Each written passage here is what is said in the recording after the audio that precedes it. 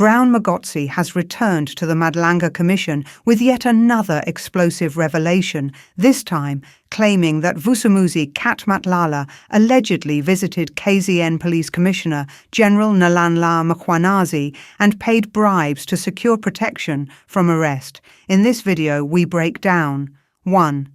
The shocking testimony from Brown Mogotsi, 2 alleged links between Matlala and senior police officials. 3. What this means for the future of the PKTT investigations. 4. Why this could shake the entire South African policing landscape. 5. Political reactions and public impact. This is the latest update in one of South Africa's most controversial inquiries. Don't forget to like, comment and subscribe for more Mzansi political breakdowns, breaking news and daily insight. Discussion where you say in your statement that you were involved in an operation with 32 suspects and 32 firearms were seized. You remember that operation? That's correct. Now, you are a contact agent. You are not an operating member of the SAPS. Is that correct? That's correct. Okay. But you are in an operation. There must be a record of this operation. It is. Somewhere. It is annexed. It must show that you were... No, I'm not talking about pictures. Okay. I'm not talking about the pictures that are attached. I'm talking about a proper record of the operation itself in SAPS's books, and which will tell whoever is interested who was involved with that operation. That's correct. So one can expect to find you there. Yes.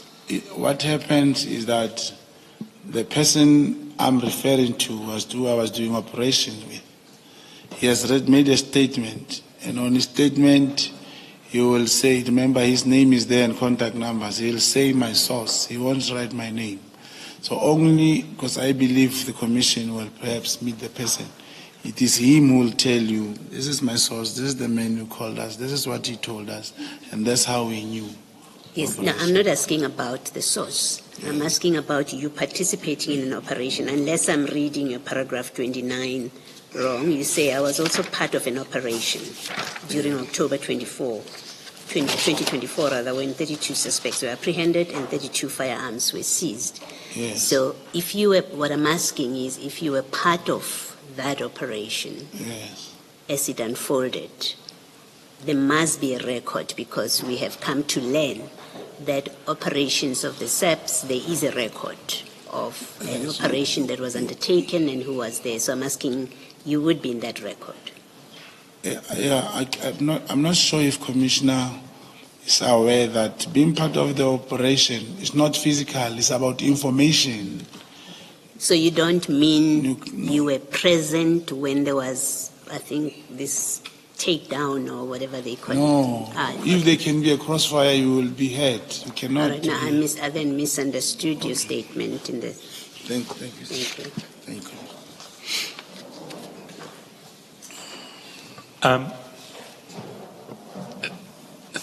Thank you, Mr. Mogotsi. We're now going to get to the specific topics that we asked you to address in the various notices we sent to you. And the first topic is the evidence of Lieutenant General Mkhwanazi, which you address from the top of page 14, paragraph 56. I have some questions later on in this section, but maybe if you could take the Commission through paragraphs 56 to 60. The evidence of Lieutenant General Mkhwanazi.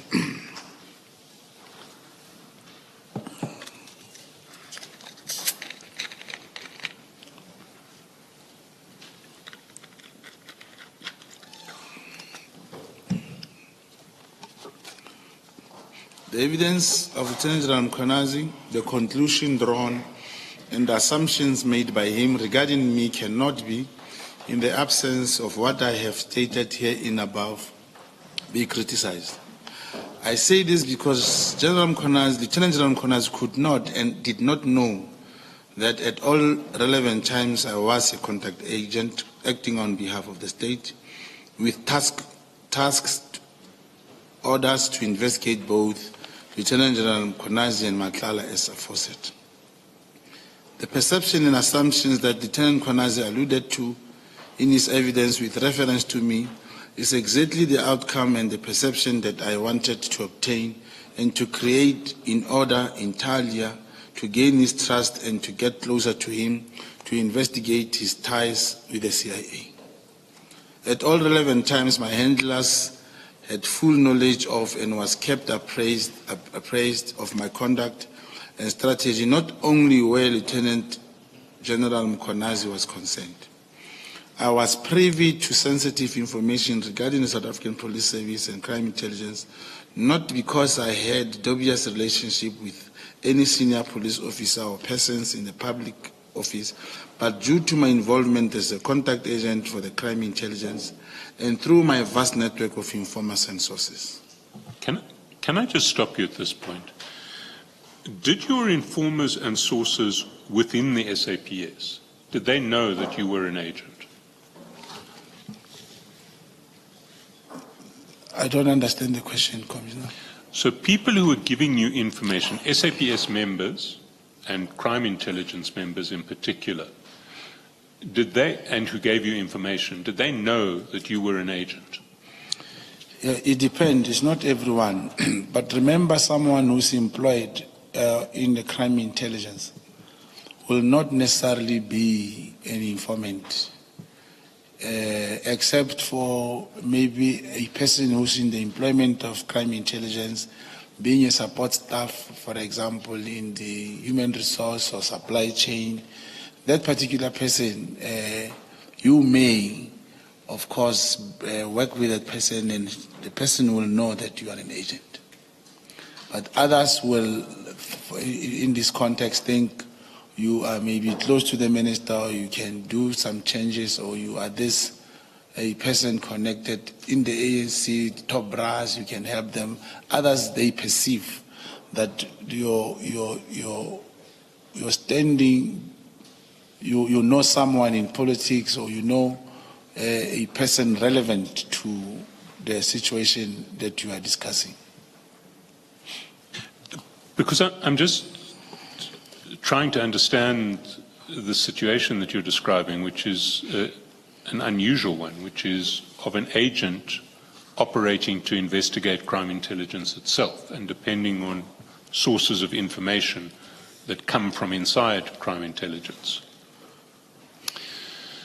Now, it seems to me that if people inside crime intelligence know that you're an agent and give you information on that basis,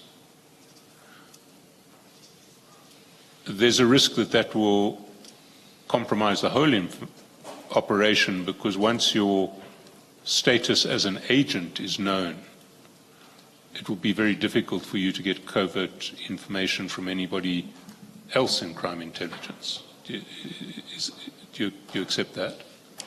I accept that, not only in crime intelligence. I was raising that with my legal team to say, after this engagement with your office, senior counsel, remember initially the plan was to bring this statement in camera.